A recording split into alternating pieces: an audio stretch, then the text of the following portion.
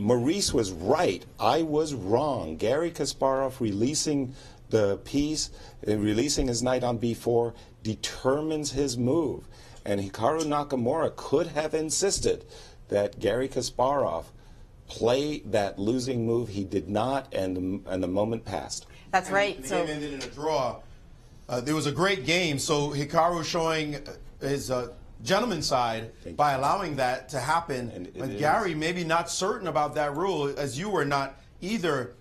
And we've got some games going on now. Garry Kasparov playing a mainline Grunfeld against Wesley. I'm sorry to say, I don't have the games on my screen. My board is not being updated at the moment, so I'm sorry I can't show the. Well, we do have the overhead view here. We'll get the 2D graphic up in a second, but my board is not showing that. We could come to this board, the big board, showing. I've got it. Showing both as well. We have two positions. My bad. If you look, you see Wesley here playing against Garry. Garry just played the move queen to d7. Fabiano against Nakamura. As you can take a look at both boards simultaneously, and it looks as though clock times. Kasparov has again not used any time on the clock. 5 minutes on his clock, while Wesley, seeing this move queen d7, has been thinking for some time. He's at 4:19, and on the other side, they're in a very quiet position right now. Absolutely, and Garry Kasparov essaying one of his favorite mainstay defenses, the Grunfeld. Jennifer, you love to play the Grunfeld. Very sharp, consequential play, and so does Wesley. The Grunfeld popular for a number of players with the black pieces, but this game, Wesley with white has just played this move h4. H4. So he's been he played it with success against Nakamura. So why not just keep going for those kingside attacks now with the move queen a4, attacking the pawn on a2 pawn. Because that will also lead to a double attack against the bishop on e2 and the rook on b1. So exactly. So Wesley pursuing his attack has sacrificed a pawn with the move h5, challenging Garry Kasparov to capture this pawn on a2. Will he get his hand stuck in the cookie jar like Hikaru Nakamura did, where Hikaru grabbed a pawn that maybe he shouldn't have? Well, queen c2 is another option, you know, but I guess we always have you always have rook to b2. And he's taking the pawn on a2. So that move is legal according to the computer. Well, certainly legal. The computer is saying, look, you could take the pawn and still get away with it. White will end up having a slight edge in this position. Now the queen dropping back, and Wesley pursuing his aim of attacking on that king side. Down a pawn for the moment, but what can he drum up? It doesn't look as though he can repurpose his forces to that side very easily. Now trading on a6. White has to be just... White's a bit happy that he's got the center, but he's got to be careful that his pawn disadvantage doesn't start to tell in this game, as at the moment he is down a pawn. Typical Grunfeld sacrifice, but is it enough? I guess knight g5 in queen h3 is the definitely the main idea.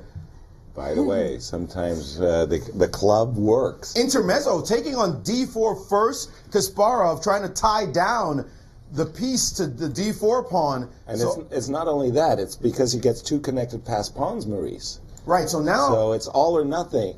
White has to checkmate Garry's king. He will lose an endgame unless he lands a fatal blow on the king side. Now the engine's giving the move queen. Did he play queen e2? He did. Threatening rook a2, that's a big threat, just threatening to win a piece. So it looks like Garry is going to have to move to knight b4. Yeah, right. Knight b4 seems like the most logical. And by the way, the moving that knight does release the a pawn. He's getting ready to push. Queen e2. So queen c4, queen a5. e2 was not his best move. I don't like the move of queen e2. Queen e2 is not what the position was about. The Indians wanted him to shift and go to the king side where his attack was, queen f4. But queen e2, knight c7 now on the board. Knight to c7 he didn't instead play that one. On the board. And the Indians think that is not enough compensation for white here after knight c7. And it looks as though Wesley is almost given up on that king side attack and is now attacking on the queen side, surprisingly so. Like he's feeling like he's down a pawn, and every move he makes with the attitude that he's down a pawn is making it a reality. As he tries to attack on the queen side where he simply didn't belong and it wasn't called for, he is now slowly going down to actually being down an actual pawn. And look at that, he's back on e3. So that shows that all those moves were pointless, essentially, that he played, and Gary's aware of it. Those tempi are so crucial in games like this, where the attack has to come on the king side to justify the pawn gambit, and Wesley's stutter step is not helping his cause whatsoever. Clearly, I don't like what Wesley did on his last few moves. Nobody does. And now Garry has to figure out exactly how to prosecute this pawn advantage. He's now put his queen on c4, challenging the rook. He doesn't want the rooks to double on the A line for sure, so just testing this rook, what square will it go to? And if that rook has to go back toward the middle of the board, then it really shows how badly white played this position. And by the way, I really like this move, queen c4, a lot. It's preparing the move knight e6, which has the double duty of protecting against knight g5, as well as simultaneously hitting this pawn on d4. The knight coming to e6 will be a useful defender, as well as an aggressive force against the pawn on d4. And rook to d2 by Wesley, giving up all the demonstrations he had. It looked like he lost maybe 2 or 3 moves in his last couple of moves, putting his rook from b2 to d2 only, as his queen was on e3 before. Meantime, Kasparov has consolidated on the queen side. The problem is he's taking too long to figure out his advantage. He is now at 138 and counting down, while Wesley is at 311. We have not seen this disparity in any of the games. And Kasparov now nervous, bouncing back and forth. And Wesley as cool as a cucumber right there, trying not to move, hoping that Garry continues to think. 121 and counting down. Garry needs a move. That's right. Absolutely. Well, Garry wants to try to create play on that D pawn, but he is worried about this bishop A3, rook C1 idea. So maybe rook D8. A little bit indecisive decision making there by Garry, as he really goes down 2 minutes on the clock, and it's this move bishop A3 has been played. Threatening rook C1. Rook C1. A waste of time. That last few moves were total waste of time. And now Kasparov, despite being up a pawn, is now in a bit of trouble. He's played the move knight to b5. Actually, he's found a great move, knight to b5.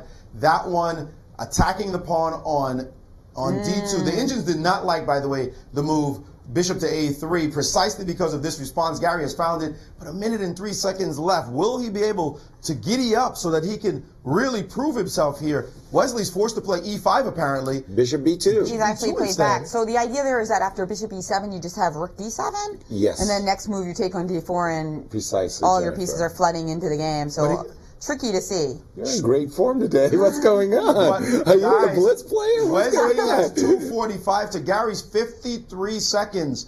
Wesley is way ahead on the clock. He is defending admirably in this position, and now the knight has leapt into c3. Whoa, what's going on? Guys, what's going on? Garry Kasparov just put his knight in an obvious pin. And he's dead. An obvious pin. Rook to c1, and Kasparov knows it. He is busted after this move. He's about to drop a piece. And he's going red. And his time is ticking down. It's over. It is over. He's going to lose a piece. I wonder if he hallucinated knight e2, of course. queen e2, queen c1 or something. I don't know. Some kind of weird hallucination. Nothing to do. That rook c1 was for some reason being answered by knight e2. He just forgot that the bishop... There it is. Resignation on his part. Okay, this is going to happen. I will predict that there will be a horrifying blunder by each and every player in this event. And we just saw one by Garry Kasparov. Let's take a look at the other game, though, where Nakamura is